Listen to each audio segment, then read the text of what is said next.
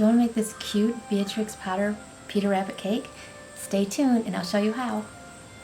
Finished cake, and I made it kind of a texture on it, so it's not perfectly smooth. I wanted more of a texture to the cake. And it's a little bit textured at the top too. And you have to get a little round tip. That's a writing tip. This one is a Wilton 3. And then I used a moss green color for the Italian meringue frosting that I'm gonna pipe on here. And what you wanna do is make it look like a tree branch is coming off. That's what baby's breath stems look like.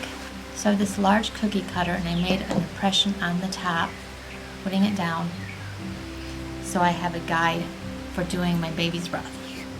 And then kind of go over with a tree.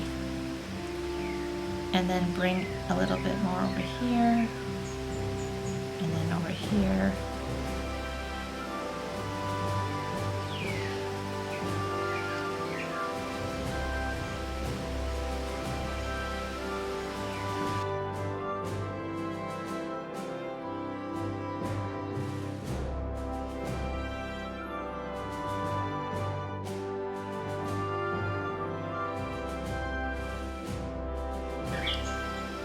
Obviously, when you put the flowers on, it's gonna look a lot prettier.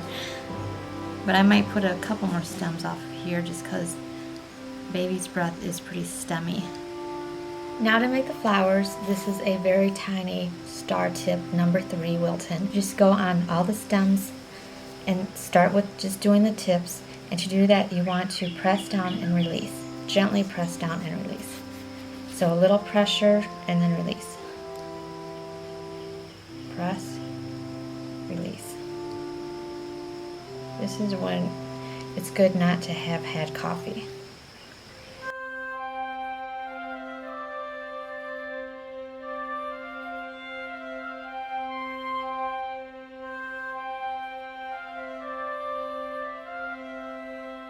Now I'm going to put the cake back into the fridge and make some roses.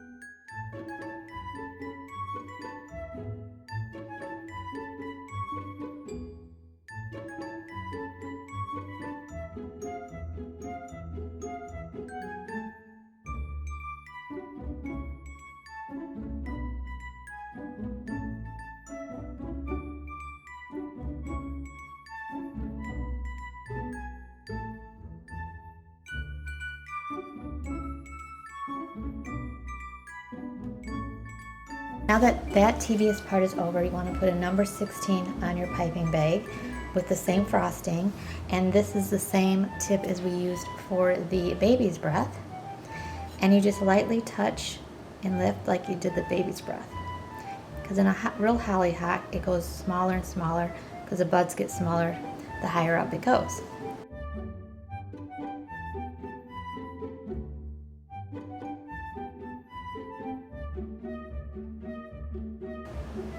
And now I'm going to put the little green buds on it.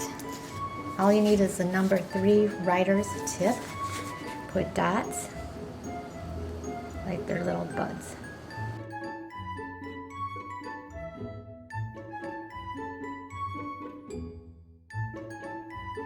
My customer said the lady she's doing the baby shower for loves the color purple, so I want to incorporate some purple in the cake. But the Hollyhocks are more like a periwinkle, and I added some purple to the blue of the Hollyhocks so I can use out the rest of this frosting, plus make some pretty flowers on the top of this. And I will put the tips down below, but this is a fancier tip on the end of this one, and it gives some pretty flowers. So I'm just going to use this one, and all you have to do is put a little pressure and then lift. And they make real little flowers so they don't overwhelm the baby's breath.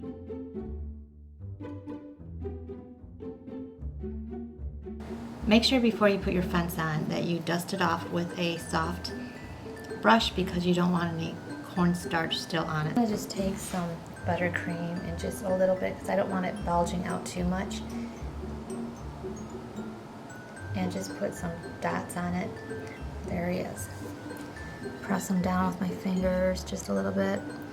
I don't want to press the sides down here because that would bust. I don't even like saying that word because I don't want it to happen. Just a little bit. Okay. So like I said, the customer wanted the gate kind of open if I could. Well, I found out a way I could kind of do that.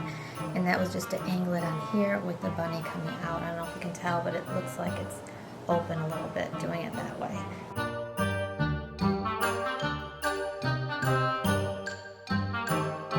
This is opening, which is fine, but it does have 2 pegs here, no pegs here, which is good because what I can do is just cut this.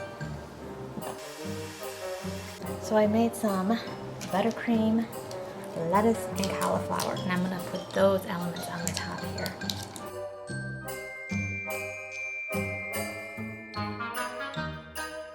So kind of a 3D effect. I have some hollyhocks I froze and put in the freezer that I'm attaching to the outside of the fence. You have to really hurry with these because they move so fast.